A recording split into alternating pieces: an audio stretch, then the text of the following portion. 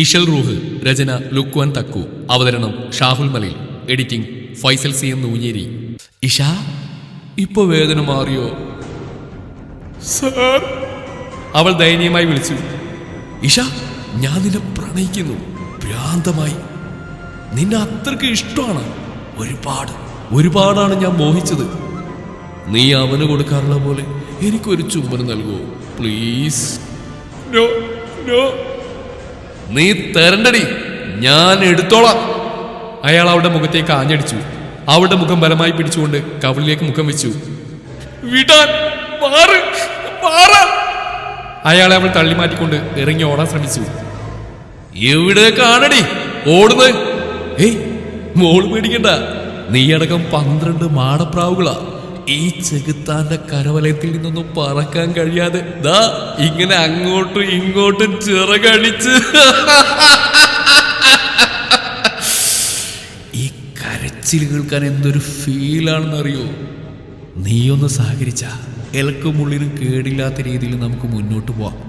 അല്ലാത്ത പക്ഷം കിടന്ന് ബഹളം ഉണ്ടാക്കാനാണ് ശ്രമമെങ്കിൽ അവരുടെ അതേ അവസ്ഥയായിരിക്കും നിന്റേതും. അവളുടെ ഇടുപ്പിൽ കൂടി ചുറ്റിപ്പിടിച്ച് കട്ടിലേക്ക് ഇട്ടു. ഇരു കൈകളും അവളുടെ ഷോൾ ഉപയോഗിച്ച് കട്ടിലിന്റെ ഒരു അറ്റത്തേക്ക് വലിച്ചു കെട്ടി. അടങ്ങി കിടന്നോണം. ടേബിളിൽ നിന്നൊരു സിഗരറ്റ് കത്തിച്ചുകൊണ്ട് ഒരു കസേര വലിച്ചിട്ട് അവളുടെ അടുത്തേക്കിരുന്നു. ഇഷ, എന്തും മൃദുലമാണ് പെണ്ണെ നിന്റെ ഈ ശരീരം. ടോപ്പ് പതിയെ ഉയർത്തിക്കൊണ്ട് നഗ്നമായ അവളുടെ ശരീരത്തെ തടവിക്കൊണ്ട് അയാളത് പറഞ്ഞു. ഞാൻ എത്രയെത്ര മോഹിച്ചിട്ടുണ്ട് നിന്നെന്നറിയാമോ? നീ എന്നാൽ എനിക്ക് ഭ്രാന്തായിരുന്നു. നീ എൻ്റെ അരികിലേക്ക് വരുന്ന ഓരോ നിമിഷവും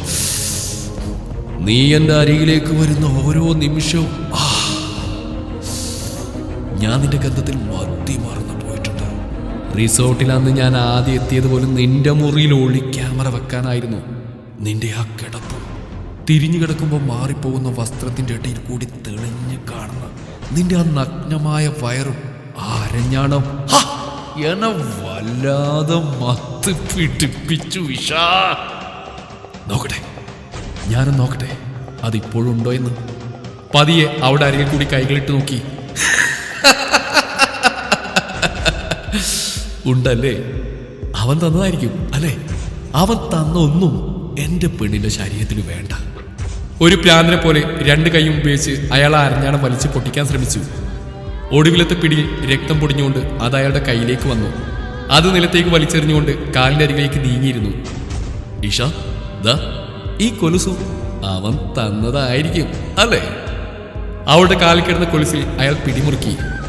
അവന്റെ ഒരു സമ്മാനം.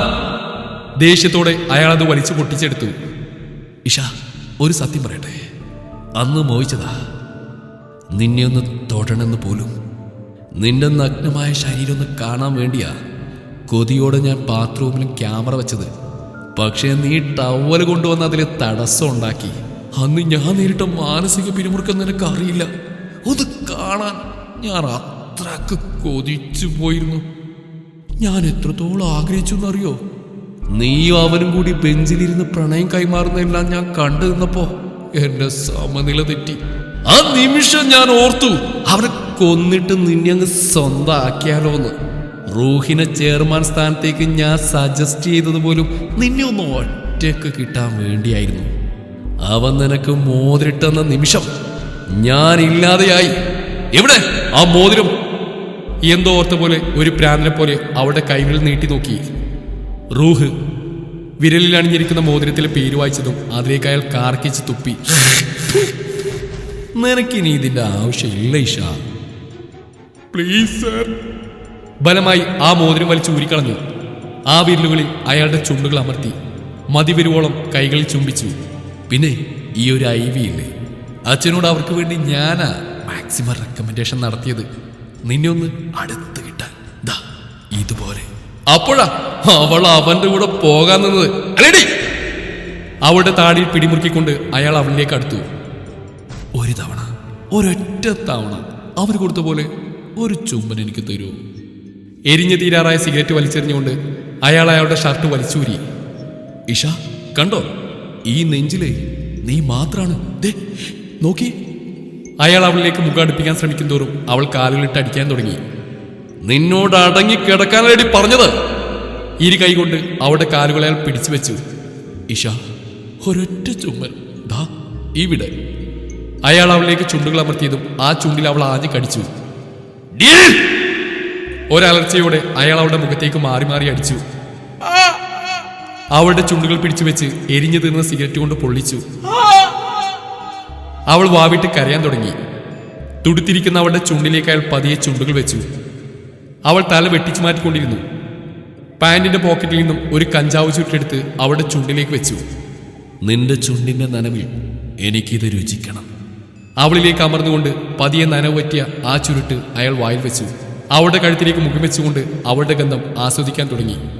അപ്പോഴാണ് അയാളുടെ ഫോൺ റിങ് ചെയ്തത്. ഒരറപ്പോടെ അയാൾ അവളുടെ മുഖത്തേക്കും ഫോണിലേക്കും മാറി മാറി നോക്കി. ഇഷ, നിന്റെ രക്ഷകനാണ് വിളിക്കുന്നത്. അത് പറഞ്ഞതും അവൾ കിടന്ന് നിലവിളിക്കാൻ തുടങ്ങി. നീ എത്ര കിടന്ന് അലറിയിട്ടൊരു കാര്യമില്ല. മേശപ്പുറത്തിരുന്ന ടേപ്പെടുത്ത് അവളുടെ വായിൽ ചുറ്റിയിട്ട് അവളുടെ അരികിൽ നിന്ന് അയാൾ മാറി. മുറിയുടെ പുറത്തേക്ക് ഇറങ്ങി വാതിൽ ചാരി. കുറച്ചു നേരത്തിന് ശേഷം അകത്തേക്ക് കയറി. ഇഷ, നിന്നെ കാണാനില്ലെന്ന്. എങ്ങനെ കാണാനാണ് ഇഷ? നീ എൻ്റെ അരികിലല്ലേ? എൻ്റെ മാത്രം പെണ്ണായി അല്ലേ? അവളുടെ അടുത്തായി വന്നുകൊണ്ട് ടേപ്പ് വലിച്ചെടുത്തു. അവളുടെ മുഖം ചുവന്നു തുടുത്തു. അയാളുടെ മുഖത്തേക്ക് അവൾ കാർക്കിച്ച് തുപ്പി. അയാൾ ആ തുപ്പൽ കൈകൾ കൊണ്ട് തുടച്ചു മാറ്റി. ഒന്ന് പതുങ്ങിക്കൊണ്ട് അവളുടെ മുഖത്തേക്ക് മാറി മാറി അടിച്ചു. അവളുടെ മുടിക്കുത്തിൽ പിടിച്ച് കട്ടിലേക്ക് അടിക്കാൻ തുടങ്ങി. നീ എന്റെ മുഖത്ത് തുപ്പും അല്ലടി. കലി അടങ്ങുന്നവരെ അയാൾ അവളെ അടിച്ചു. അയ്യോ, സോറി ഷാ, സോറി. പെട്ടെന്ന് മാറുന്ന അയാളുടെ മുഖഭാവവും സംസാരവും അവളിൽ ഭീതി നിറച്ചുകൊണ്ടിരുന്നു. അവളുടെ നെഞ്ചിലേക്ക് അയാൾ പതിയെ മുഖം വെച്ചു. ഇഷ, ഈ ഹൃദയം എനിക്ക് വേണ്ടി പിടിക്കൂ. എന്റെ നാമം പറയൂ. എന്നെ വിട്. മിണ്ടാതെ കിടക്കടി. അവളുടെ ഇടനെഞ്ചിൽ കൈകൾ വെച്ചുകൊണ്ട് കുറച്ച് നിമിഷത്തേക്ക് അയാൾ ഒരേ കിടപ്പ് തുടർന്നു. തള്ളിമാറ്റാൻ കാലുകൊണ്ട് അവൾ ശ്രമം നടത്തിക്കൊണ്ടിരുന്നെങ്കിലും അയാൾ അവളെ ചുറ്റിവരിഞ്ഞു വെച്ചിരിക്കുകയായിരുന്നു. അവളുടെ ഹൃദയമിടിപ്പ് ആ മുറിയിൽ നിറഞ്ഞിരുന്നു. എന്ത് ഗന്ധമാണ് നിന്റെ ശരീരത്തിന്! എന്നിത് കൊല്ലാതെ കൊല്ലുന്നു. ഒരു വെപ്രാളത്തോടെ പരവേശത്തോടെ അയാൾ കുറച്ച് മാറിയിരുന്നുകൊണ്ട് അവളുടെ വസ്ത്രങ്ങൾ കീറാൻ തുടങ്ങി. ആദ്യമായി നിന്റെ കന്യകാത്വം ഞാൻ സ്വന്തമാക്കിക്കോട്ടെ.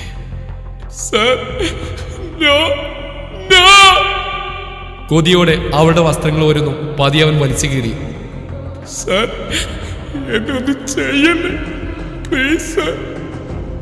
നഗ്നമായ അവളുടെ ശരീരത്തിൽ അയാളുടെ നഖം ആഴ്ന്നിറങ്ങിയതും അവൾ നിലവിളിച്ചുകൊണ്ട് തല വെട്ടിച്ചു. മിണ്ടാതിരിക്കടി. അടങ്ങിക്കിടന്നാൽ ഞാൻ വേദനിപ്പിക്കാൻ നിൽക്കില്ല.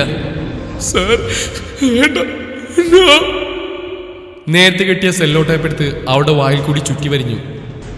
നഗ്നമായ അവളുടെ ശരീരത്തെ ഒരു കൊതിയോടെ അയാൾ നോക്കിയിരുന്നു. പിടലി ചരിച്ചു പിടിച്ചുകൊണ്ട് അവളെ അടിമുടി നോക്കി ഒരു കൊതി പോലെ അയാളുടെ വായിൽ നിന്നും വെള്ളമൊലിച്ചിറങ്ങുകയായിരുന്നു. മാറിടം പോലും മറക്കാൻ ഒരു തുണിയില്ലാതെ അവൾ കിടന്നലറി. അവളുടെ മുന്നിൽ വിവസ്ത്രനായി അയാൾ നിന്നു. തല വെട്ടിച്ചുകൊണ്ട് അവൾ ആവുന്നതും മാറിക്കൊണ്ടിരുന്നു.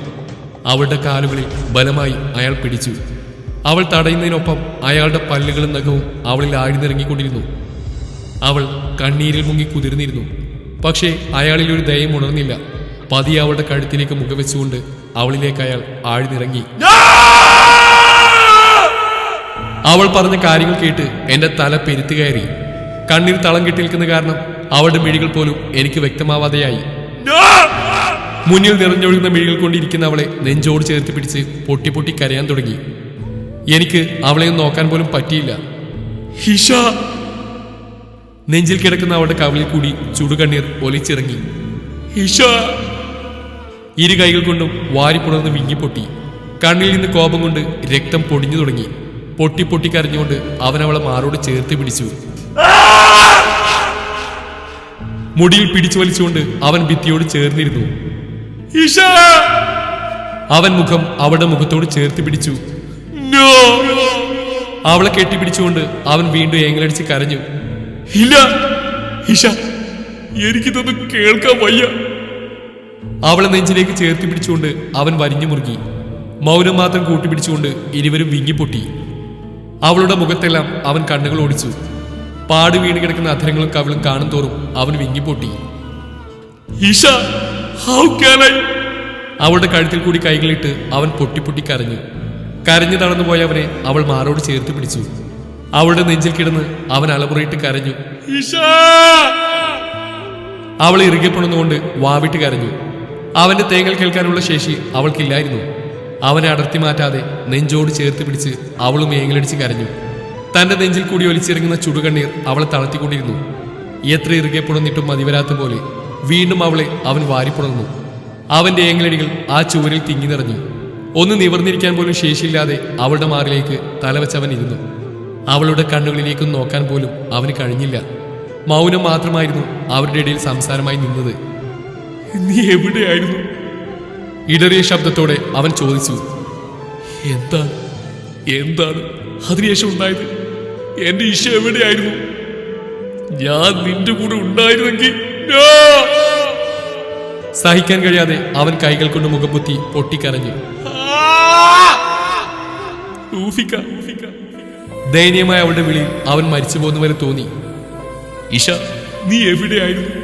ഒരേ ഒരു തവണ, ഒരൊറ്റ തവണയെങ്കിലും നിന്റെ ആ ശബ്ദന്റെ കാതിലൊന്ന് പതിച്ചിരുന്നെങ്കിൽ ലോകത്തിന്റെ ഏത് കോണിലായിരുന്നെങ്കിലും ഞാൻ പറന്നെത്തിയേന്.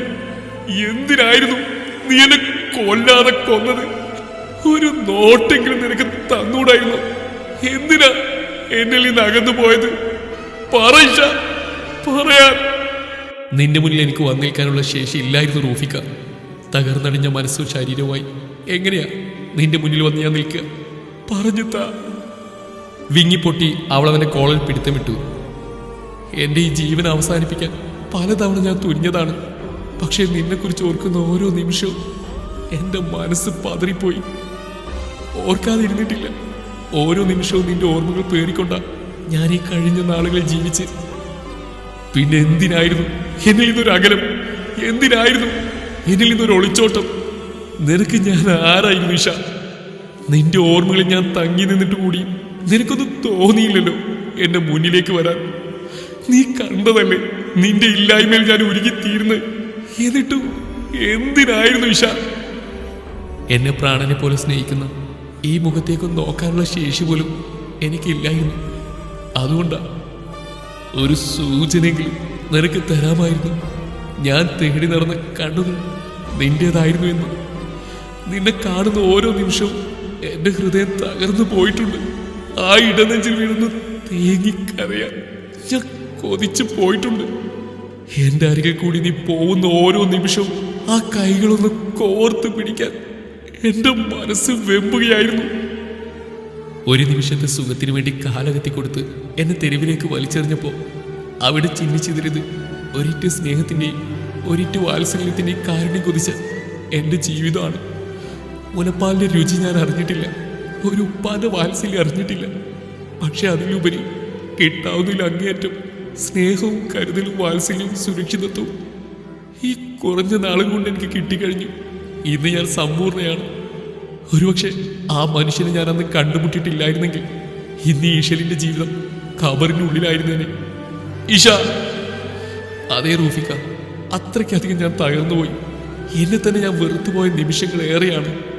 പക്ഷെ എന്റെ ചിന്തകൾക്ക് മാറ്റം കുറിച്ചത് ആ കരങ്ങളാണ്. ആ കരങ്ങൾക്കുടമയാണ് ദാ ആ വരുന്നത്. അവൾ വിരൽ ചൂണ്ടിയടുത്തേക്ക് നിറഞ്ഞ മിഴികൾ കൊണ്ട് ഞാൻ നോക്കി. ഒരു പാട പോലെ കണ്ണിൽ തളം കെട്ടിയുന്നതുകൊണ്ട് രൂപം വ്യക്തമായില്ല.